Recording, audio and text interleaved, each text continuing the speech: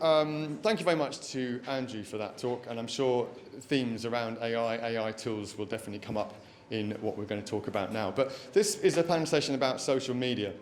Social media, despite all of the absurd carry-on at Twitter in recent months, is still an integral part of how we communicate. It's an integral part of how journalists source information, and inevitably, with each new social media platform that arises, a new generation of youngsters, of course, which universities are very interested in, finds a new toy to play with and to communicate with. So social media, like it or hate it, it's here, and it's a good job we have a panel of experts to discuss it. So to my left, we have Amy Mollett, who is the head of social media and AV at the University of Cambridge. Will Ockenden, who is the director of Prohibition PR, a PR service, a PR firm from Leeds that has done a fair bit of university work in the past. And finally, Lena Filippidi, who is head of social media at London School of Economics. And I leave you and them in the trusted hands of Andrew, who will chair this session. Thank you. Gosh, I'm sick of the sound of my voice now, but back on again. So just to kind of kick things off, there's a whole variety of kind of topics we can kind of cover in the short space of time that we have available to us. But I don't know, Amy, can I start with you? If that's okay. I'm personally as curious to understand about how at Cambridge University you are using social media. Have you got any examples of how you boost engagement on tough subjects, or just particular campaigns that you're currently working on, or you think people might be interested in? Start there. Sure. Yeah. Hi everyone. Hello. So we hit a big milestone this week at Cambridge. We hit our 1 millionth follower on LinkedIn. We are hot on the heels of Oxford on their 1.2 million, and that's all my Vice Chancellor cares about. Yes, we're, LinkedIn. I'll talk a little bit about that because that's a new one for us, where we've been doing a lot of experiments with content. So LinkedIn, as you'll all know, it's that professional networking space where thankfully everybody that's on there is their true selves. They're not a faker like on Twitter, and that means that people behave themselves generally. So the sentiment of comments, the tone, it's much more collegiate, it's much more cooperative, and our audience for the Cambridge LinkedIn account, we have a huge numbers of alumni from all different types of courses, whether it's short courses or PhDs and everything in between. Current students, and then all our wonderful staff, academic and professional services behind the scenes. So we've got these great communities there who are engaged, they're excited, they're really proud to be working at Cambridge or proud to be part of the community. So what we've done with our LinkedIn page is run a few different types of campaigns. Most recently, we've played with the polls feature on LinkedIn. If you haven't tried this, I'd really recommend getting stuck into it. Asking your audience questions. It might sound obvious, but I think sometimes we often forget the social part of social media. Social media isn't just broadcasting press releases or news features. We want to engage our audiences and ask them what they think about working a 4-day week. Ask them what they think about whether to let their lawns grow or to be growing a wildflower meadow in their back garden, and what does Cambridge research show about that. So hooking people in with a question that is less than 10 words long. That takes up about a line and a half. And then getting that engagement. So just one example, that 4-day working week example, we had a news article, we had a short video, and then we had our poll. The poll that we asked our audience, we had over 20,000 responses. So that's people voting, yes, I'd like to have a 4-day week, or I'm not sure, or no, it's not worked for me. And then I think we had about 500 comments from people saying about their experiences or what their company's doing, and then also our students saying, wondering about their future work environment. So just one example there of boosting engagement on a platform that traditionally maybe people have thought of as a little bit dull or a little bit broadcast or sometimes just a space for people to boast about what they're doing at work. But for us, it's proved to be a place where we can build like really positive engagement. Thanks. I think that's true, isn't it? That the last couple of years, it's LinkedIn and TikTok which have been the big winners in the social media space, and certainly LinkedIn, I think, has been vastly overlooked. Nearly 1 billion users now, and more people spending more and more time there. But TikTok, that's a good intro to Lena, isn't it? Because am I right in thinking you're doing some very interesting stuff around TikTok at the LSE? Yeah, we started TikTok about 1.5 years ago. And when we first started it, we thought, oh, it's great for community building, community engagement. It's got trending audios, features, effects, everything. That's a good recipe, basically. And it went well for a year. And then we thought it's completely underused for other things, such as research, for example. And that was a big push this year. We kind of ventured into research comms on TikTok. And the way we did that is we kind of employed, in the literal and figurative sense, that students from the university to showcase research produced at the university on TikTok. So via short form videos that the students scripted, they produced, and then they edited as well. We've released so far about 7 of those, and it's an ongoing campaign. We plan to continue it. And it's been going very well, I have to say. It was shared both on TikTok and Instagram. We view them very similar in the sense of like our goals and objectives.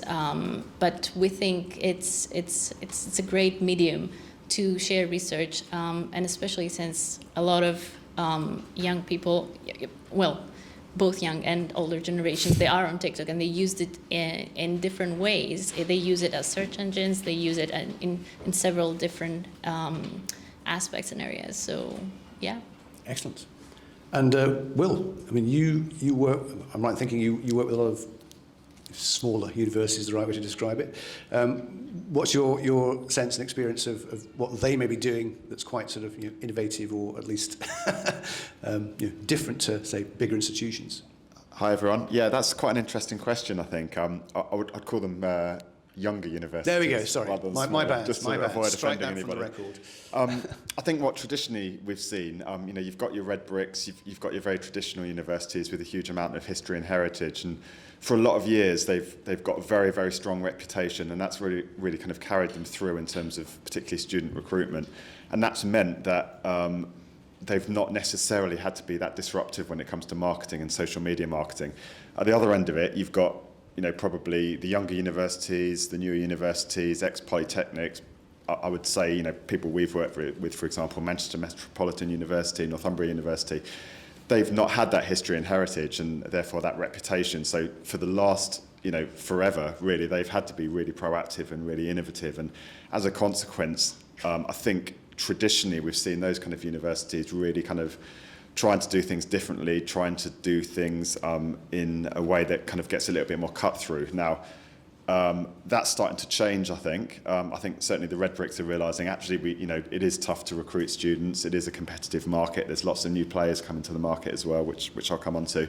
So they're up in their game. But I think traditionally we've seen, like I said, the younger universities using TikTok in really creative ways, using social media, particularly as a student recruitment tool. That's something we've seen. In fact, we had a conversation about that earlier, about should we use social media to recruit students. And actually, the research suggests that the vast majority of students do use social media when choosing university. And that's either the initial research phase, it's in clearing, but at every stage of the decision-making process, really, students are using social media. I did a bit of research on the train, actually, as well, and I found what was quite interesting. Apparently, students are using forums, such as Reddit, to research universities, but more than that, they're actually proactively reaching out to existing undergraduates to find out about the student experience. So they're not even going to the the university's official channels. They're actually seeking out students, which is really interesting. And also they spontaneously share their stresses when applying to university as well. So these conversations are organically happening whether you're involved with them or not. And also in effect, your undergraduates are ambassadors for you on social media. So the challenge, I guess, is finding ways to make sure they're saying the right things, make sure they are constant advocates of the university. I'm not sure if that's answered the question. Sounds good to me. I just pick up on something that Amy said. You mentioned your vice chancellor is only interested in the follower numbers. Is that just an exaggeration for effect? But a serious point about measurement, because presumably everyone, whether you're in-house or agency side, has to justify to somebody, well, what have you done, and what have we got in return for doing it? Well, I think Cambridge and Oxford have a 800-year rivalry behind them, so I think that is always going to drive what our wonderful new Vice-Chancellor is interested in. Metrics, yes. I mean, I think there's a nice crossover with AI here. To be able to ask ChatGPT to do a summary of how our Instagram posts from this week have performed saves me about half an hour. Yeah. To be able to use the inbuilt AI tools in tools like Sprout Social or Hootsuite or any of these other professional social media management tools, again, saves me time that I can be hopefully doing more useful things with. But there is always that need for a human to check these things over and look at. And of course, when it comes to sentiment, and what's going on in higher education at the moment. So obviously, with the marking and assessment boycott, this means that many students can't officially graduate this week. But at Cambridge, we've had celebration ceremonies to see those students through and to have those moments with their friends and family. And where we've posted these, beautiful photos of students embracing and celebrating and jumping in the air with their flowers and their dog and everything. The dog is real, by the way. We have to be even more mindful than ever about the type of comments that are coming through, and I need to be feeding those back to the rest of the team. Are we getting negative comments, sarcastic comments? Are people very, very angry as Cambridge, or are they really wishing our students well? So yes, there's always a place for numbers. The 10,000 poll engagements, but we need to know what people are actually saying and actually thinking, and how that might impact whether they encourage their friends to apply to Cambridge or whether they apply for a job here. There are real life impacts. They're never just numbers and words. There are always impacts that go on, the sort of butterfly effect, if you like. Yeah.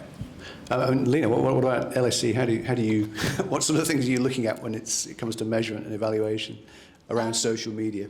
Yeah, so I agree with Amy. Basically, there is room for numbers, but I've always been kind of in favor of qualitative data over quantitative data. I'm a history major, so that's where that comes from. Biased.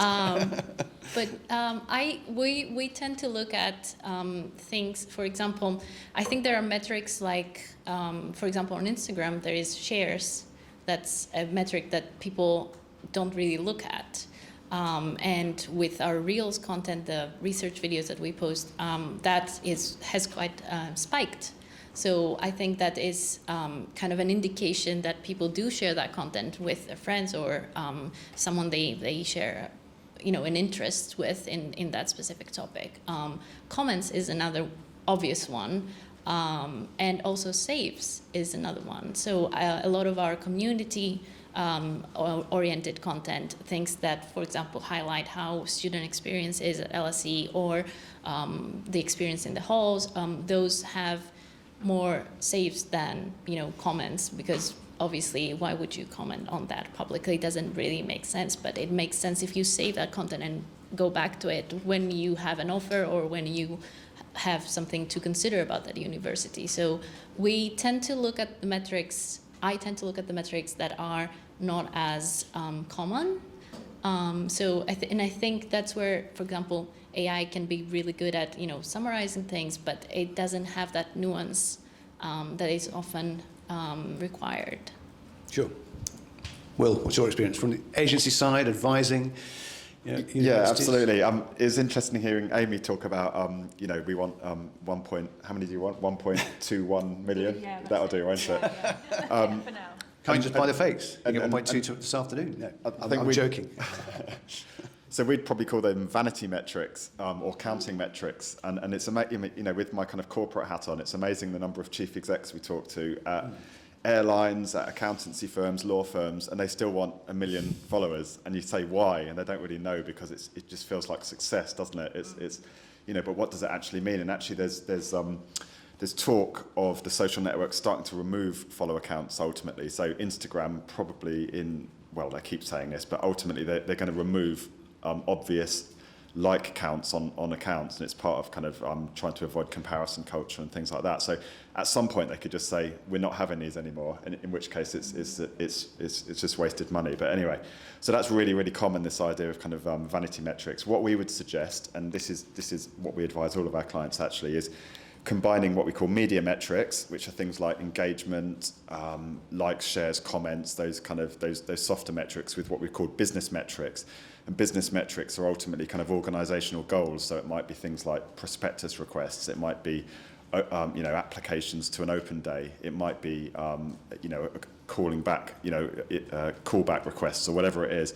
And ultimately, you will have those organisational objectives, which ultimately move the dial. They bring in revenue. Whether you can actually link them to a tweet or a social media post is another matter. But the other thing to consider is when you're setting your objectives, we need to really kind of challenge ourselves to make sure they're as quantifiable as possible. So, for example, if we want to drive prospectus requests, we need a good objective for that would be we want to drive, we want 20% of all prospectus requests to be from LinkedIn in this time period. So we'd always suggest metrics should be SMART. And I'm going to try to remember what SMART stands for now. Specific, measurable, actionable, realistic. Realistic, Yeah, time-bound. There we go. Yeah, time-bound, that's it. The more specific we can be, the better. And the clearer we can be on our objectives, the easier it is to know which metrics to map to those. Because the danger of social media is that it produces a whole bunch of data, and what happens is we count everything and we just drown in data. But actually, if you're super specific on your objectives, you can have 1 or 2 metrics mapped to them, and you can be super focused in what you do. I mean, would it be fair to say, because you see this in the commercial world as well, that this concept of attribution, we did X, how do we know that the reason why we got more people applying to the institution this year is some way related to the fact that there was kind of higher visibility? The commercial world's got the same issues around brand awareness and visibility and so-called activation metrics.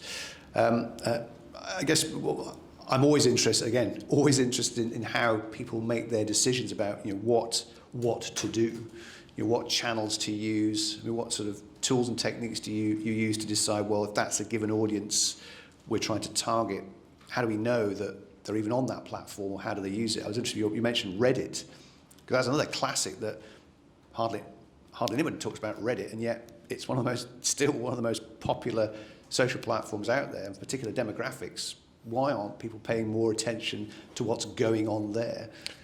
Yeah, I think there's the danger. I mean, I'm sure these guys have got some sort of specific examples. I'll just quickly say, I think there's a danger of guessing what to do in social media and just assuming our audience are going to be on a certain platform. But we'd always recommend a period of kind of insight and research, and there's lots of tools, free tools and paid tools, and that'll actually tell you where your audience are. And ultimately, you want to be saying the right things to the right people on the right platforms, and not just investing a whole load of time and effort in the wrong platforms where your audience aren't. And I think that's time well spent as far as we're concerned. There we go. Yeah, I broadly agree with that. I think there's a lot of trial and error in what we do, and a lot of the content calendar is populated with content, and then we review it a week later or 2 weeks later, and then we see what's going on based on the metrics we look at. And I think in most scenarios, the best we can do is educated guesses. Even with reports, we cannot be 100% sure, because attribution, like you said, it's very difficult to know why something happened. Even if you poll all of the students that you get in 1 year, you will never be 100% sure why they made the decision that they made at the point that they made it. So I think it's very important to look at the metrics, but it's not the absolute goal to do that. You still have to try new things, and I think the recipe for success is to keep trying, and when something is not really working and you can see that it's not working, is to, you know, scrap that, move on, Sure. kind of thing. Yeah, excellent. Amy, thoughts? Sure. Yeah, I completely agree with everything we've covered here. One example from Cambridge where we've had to pay attention to metrics and really challenge our own perceptions of metrics and meanings, what's meaningful recently, is we've run a student mental health campaign this year called Reach Out, to encourage students to connect with mental health services when they need them, and signposting what's available at the college level, department level, and then across the university. So for this, our audience is obviously current students through the different years, but focusing on undergrads and usually first-year undergraduates. So yes, we had to do a lot of research about where we could reach them physically on campus, but also digitally through Instagram or through TikTok. And once we got this campaign underway, we found that we were able to track, you know, people clicking through or tapping through to make that counselling appointment or to sign up to that information session about stress busting before exams, etc. But of course, we can never fully track the sort of slower drip feed, and somebody might see the campaign at the beginning of term, but then access those services at the end of term, and it's hard for us to track the impact of that. But then also, I think there was something that really surprised us after we looked at the data and looked at the comments. We found this other audience, which were our alumni, and they were wonderful champions for encouraging our students on Instagram to talk to their tutor, to access those services. And we hadn't thought to actively engage our alumni at all to be champions of talking about mental health, but they naturally came forward. They naturally said, you know what, I found it really tough, but I found that running every day with my housemates helped, or I found that my tutor was such a wonderful person to confide in. So again, you can plan, you can research, but they'll probably, if you're looking in the right places, you'll find something that will surprise you. Excellent. Organic versus paid. I don't know about you, but my sense is that everybody everywhere is finding getting any kind of meaningful reach, cut through, engagement through social, it gets sort of harder and harder. And I know senior stakeholders in all organisations want to have some kind of sense of, well, how do I guarantee this audience is going to see it? There's only one, and that's to pay, isn't it? To if you hand money to the platform, they'll absolutely put that content in front of people. So I'm genuinely interested in understanding whether, A, do you use paid social content at all? And if you do, how do you go about extracting the budget to put behind it? That's definitely one that I'd be very interested to know about from all of you. Yeah, so I'll stick with the same example, the Reach Out Student Wellbeing Campaign. For that, again, we wanted to share this on Instagram, where we know our students are. What we did was put a few £100s to start with behind targeting the content to audiences under the age of 30, within a 5-kilometre radius of the most central university building, and also people who had an interest in Cambridge or studying or university. So really, really targeting it down to our specific audience. And we saw really good levels of engagement there. So we knew that we were getting exactly the right type of people. We weren't just broadcasting to the thousands of followers around the world who might be interested, but this isn't really for them. Luckily for us, our director was really behind this campaign and was ready with the purse strings and all the way up to the VC. They could understand the need to put some money behind this. So I think for us, we do it little and often. On the admissions side, we don't regularly put paid behind our content, but there are other areas of Cambridge, like our adult education area, where they spend a lot on targeting adults through Facebook and LinkedIn to reach interested folks. Excellent. A couple of observations from me. One of the techniques we use, it's a horrible marketing term we use, but we call it unicorn content. So sometimes you post a piece of organic content and it absolutely flies. No one knows why, and everyone engages with it. And those days are quite rare, to be honest. But sometimes a piece of content will absolutely fly. And we'd deem unicorn content something that gets 10 times the blog views you might normally get, 10 times the engagements you might normally get.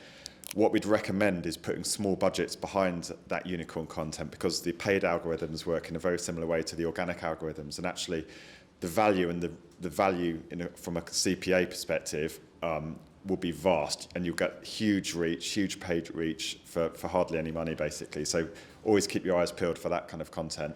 And the other thing to think about, obviously they're throttling back organic reach massively. From an individual profile perspective, you can still get really good engagement and reach. And I think taking LinkedIn, for example, I think they say personal LinkedIn. So if I was to post about this event on my LinkedIn, I'd probably get 8 to 10 times the reach and engagement of the conversation LinkedIn profile. So with that in mind, what you can actually do is work with subject matter experts, department heads, academics, and actually kind of train them up and coach them and give them the tools to actually support what you're doing from a marketing perspective at a kind of an organisational level. So that the sweet spot's somewhere in the middle as far as we're concerned. You've got an institution sort of talking about brand content. You've got the academics talking about their subject matter area, but using key messages, the right images, the right terminology, and that can be really, really powerful. And the individuals can amplify what the institution's doing. So that's worth looking at as well. Thank you. So at LSE, we have a big public lecture program, which is public events, essentially, with academics from the university and outside people. And we have started this year putting money behind the promotion of that program. And it was because we had identified a need to boost attendance, in-person attendance, and online they were better, but in person, there was a problem with people getting back into the office and after the pandemic. So we did paid advertisement for those. And because they're hybrid or just online, we didn't have the location limitations that you had, Amy, for example. So the campaigns were very broad. We didn't have to put a lot of strategizing behind how to spend. We just chose Meta and Google. So those were the only kind of like strategic points where we made decisions. Another way we have used paid advertisement is with the online research magazine that we run at LSE. This was a very controversial discussion when we started talking about paid advertisement with that, because my point of view is that we shouldn't be paying to promote research. It just doesn't feel like it's a good look to put money behind paid promotion, with research. It feels kind of like it goes against the point for me. I think it should be just organic. But there was a point about having our website cut through the noise on Google. So we chose to do Google Ads just to put the website a little bit further up. But again, the budget is limited. It's not aiming to, make it, we're not trying to rig elections or anything like that. We want to just have some more exposure and visibility for the website. But apart from those, I don't think it's not part of our strategy to do paid ads. We focus more on organic content, and I think that's the way we should be doing it. Yeah. I mean, just a total sidebar on LinkedIn.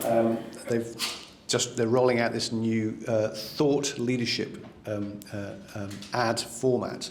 So now, if you want to, you can pay to promote individual posts from employees, as opposed to posts from the company page. So I'm just thinking aloud here that if the Vice-Chancellor has a post and they definitely want to see that put in front of a certain group of people, well, now you can just hand the money over and they can't avoid it.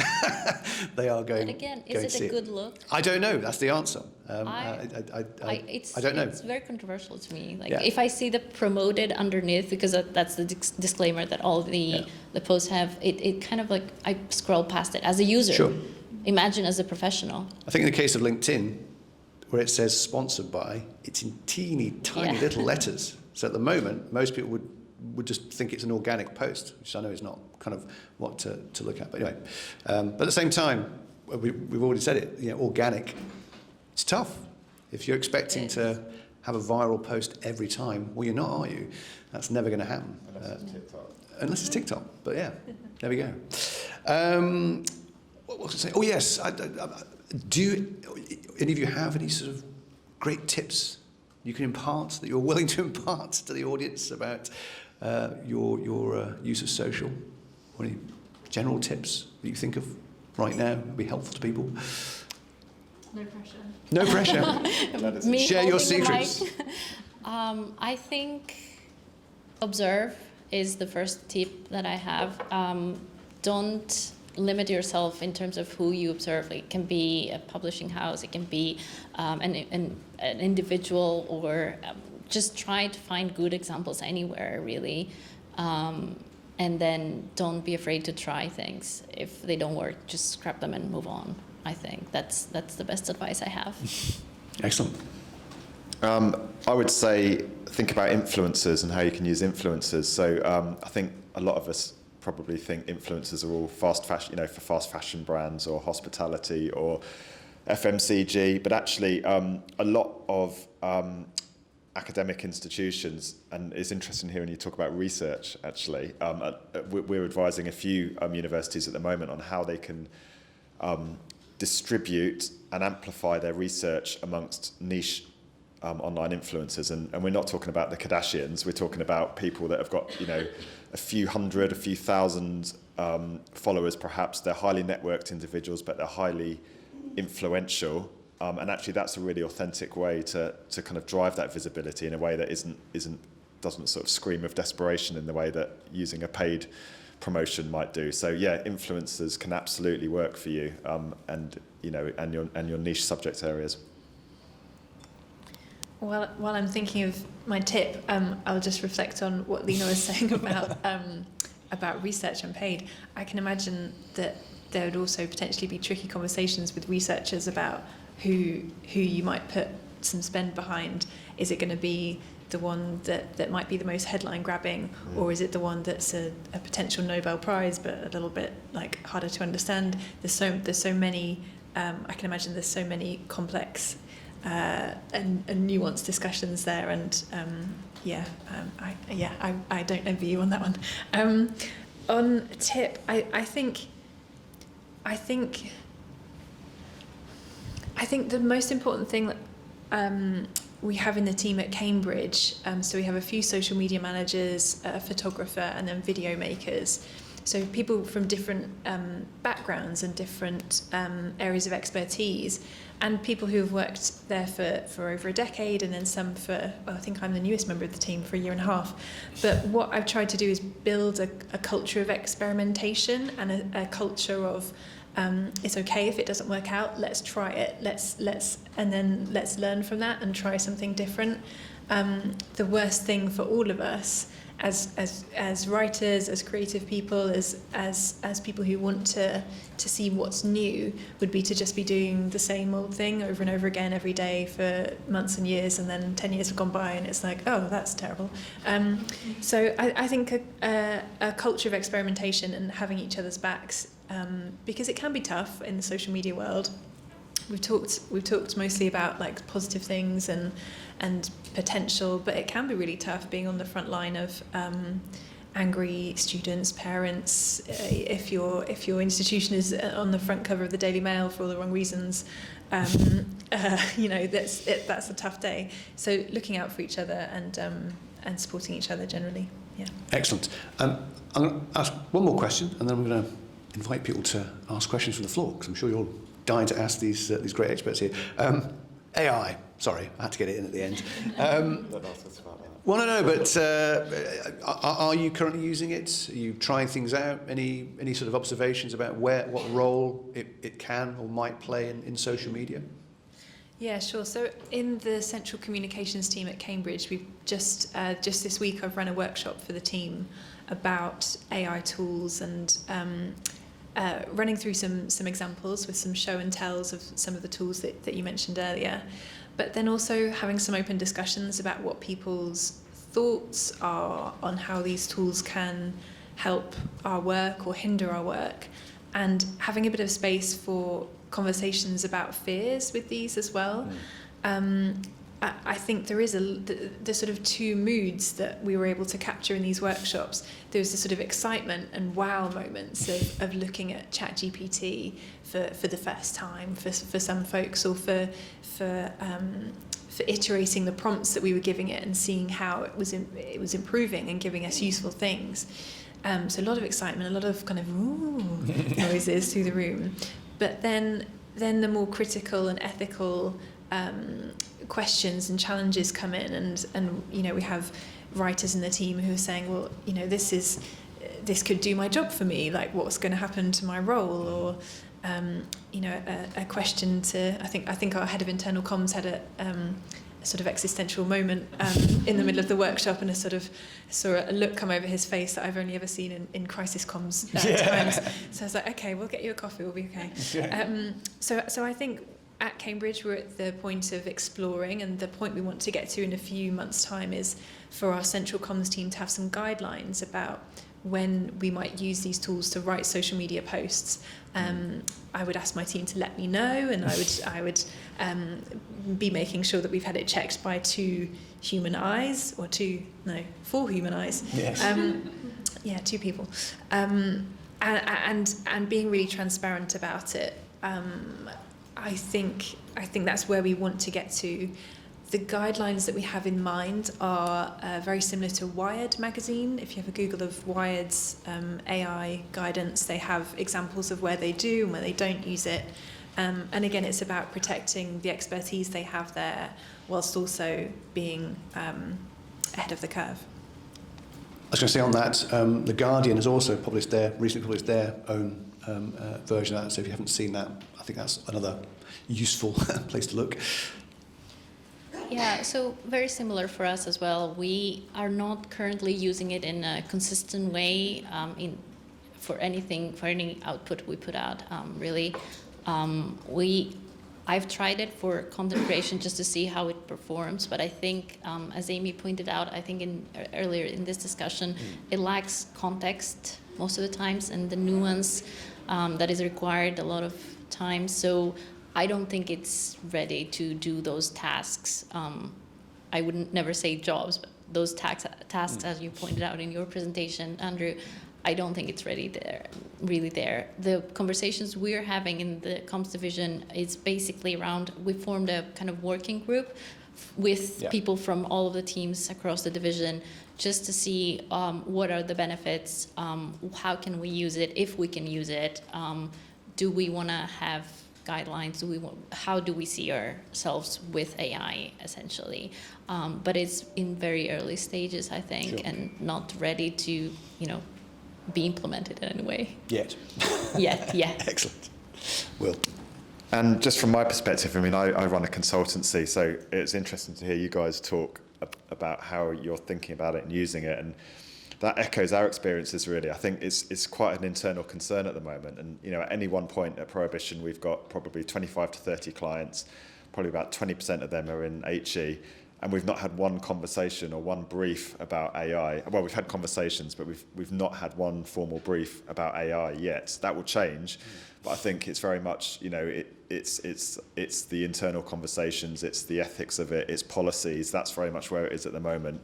In terms of, we almost live in a bit of a bubble, don't we, as sort of social media marketers? I don't think it's yet necessarily on the radar of the board in terms of actually being proactive with externalising it.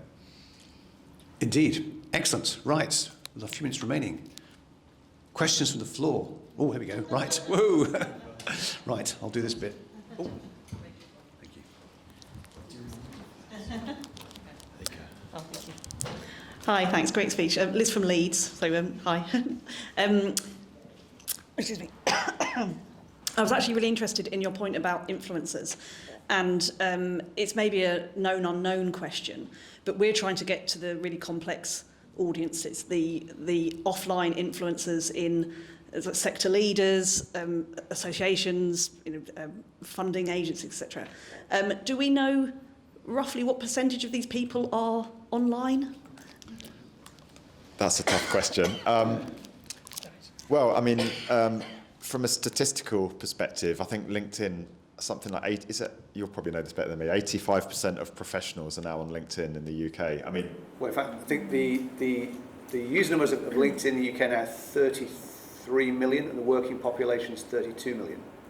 So everyone with a job, allegedly, now has at least a profile.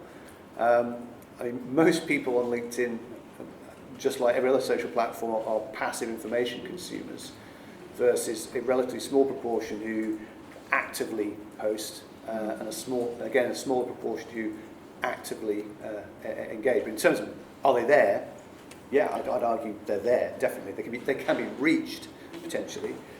but I mean that kind of underlines the challenge we see all the time. You get kind of traditional thought leaders. You know, they will lecture, they'll network, they'll write journals, but they don't know how to necessarily take that knowledge and apply it online, and that's why you get a lot of chief execs. You look at their profiles and they've not got a photo, they've not even done a post or anything like that, and it's astonishing. So I guess they're probably on social media, but whether they're active, that's the question.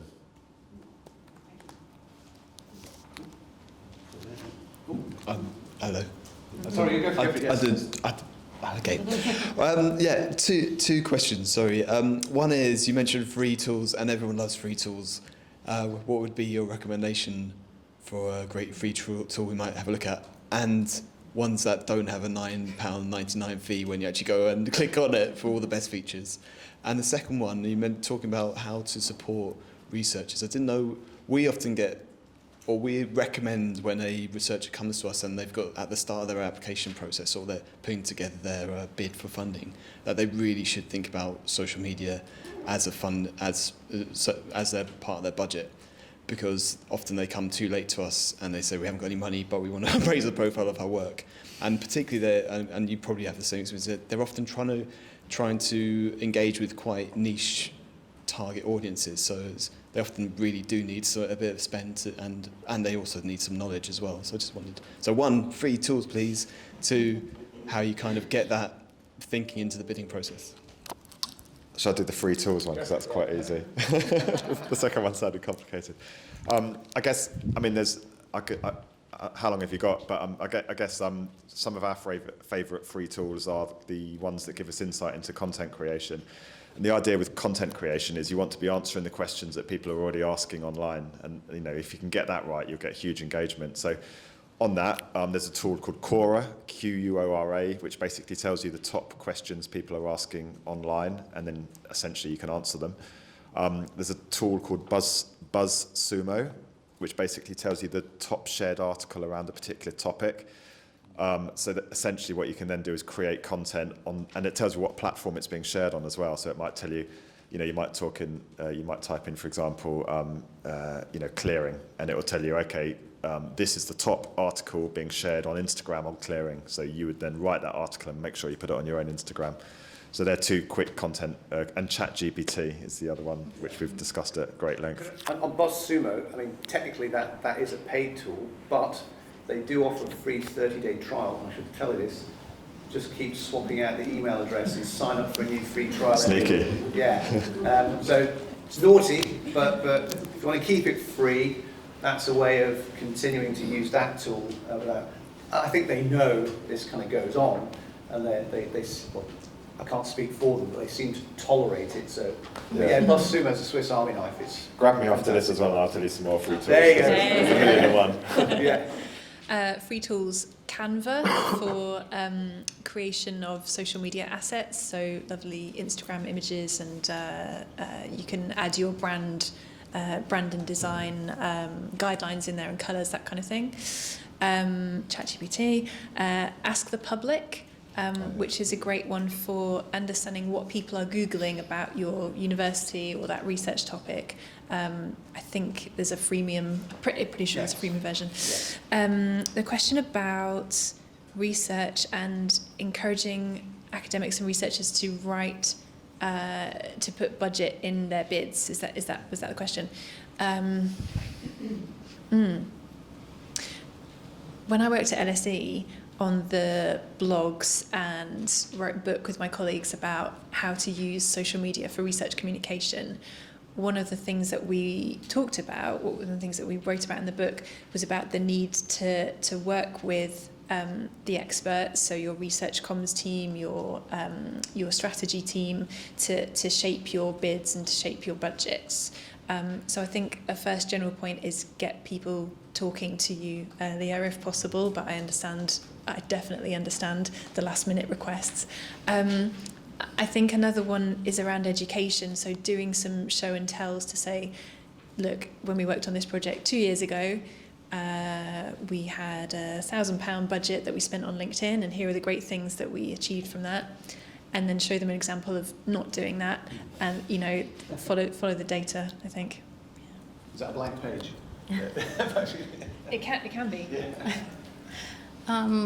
So I completely agree with all of the free tools you shared. I would also say don't underestimate the tools, for example, that platforms themselves have. So scheduling content on Meta, LinkedIn now have their own scheduling tools. Twitter always had it. So use them as much as possible. You don't need to pay for Hootsuite or Sprout or any of the other tools. On the question about research and how to best support researchers, at LSE we have a program where every term we run workshops that we invite researchers, early career or even later on in their career, where they can sit in with comms professionals and they can see how we can support them in promoting their research in terms of producing videos, social media, blogs, like you said. So this is a standard process during term time. And we also have a research comms team that does the outreach work and brings in interesting pieces of research and the researchers to sit in with us and produce the content eventually if they're, want to take it a step further. So I think you have to be very proactive. You have to make that decision and do it. And once you get that reputation, then people will come over to you. And I think it is starting to change in terms of the applications. They start to have the promotion side of it not just as an afterthought there, but also in the process of strategizing. Excellent. Next question. Here we go.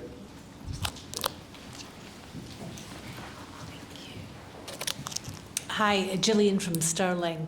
I have another question about influencers, and I just wondered when you're engaging people, experts in their field, to try and help promote research, what's in it for them, and do they ask? I'm not, obviously they're not wanting a Gucci handbag or anything, but there must be some sort of payback for them.